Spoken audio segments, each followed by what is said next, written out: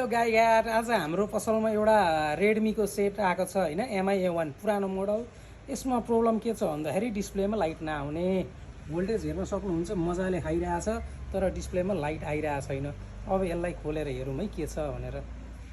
Mobile हामीले खोलिसकेका छौँ। अब यसको बोर्ड निकालेर हेरौँ के समस्या छ भनेर, किन लाइट नआएको डिस्प्लेमा।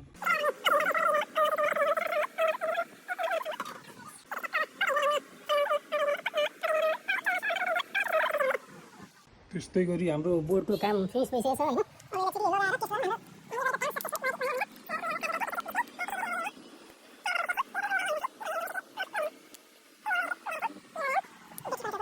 त्यसपछि अब हामी टेस्ट गरौँ।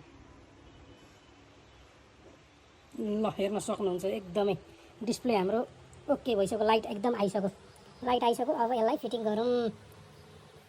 मोबाइल पनि एकदम रेडी भइसकेको छ। तपाईहरुकोमा पनि केही समस्या आएछ भने सम्पर्क गर्दा हुन्छ है पूर्व मोबाइल सेन्टरमा, यहाँ पसलै आएर भिजिट गर्दा पनि हुन्छ है। हस्, धन्यवाद।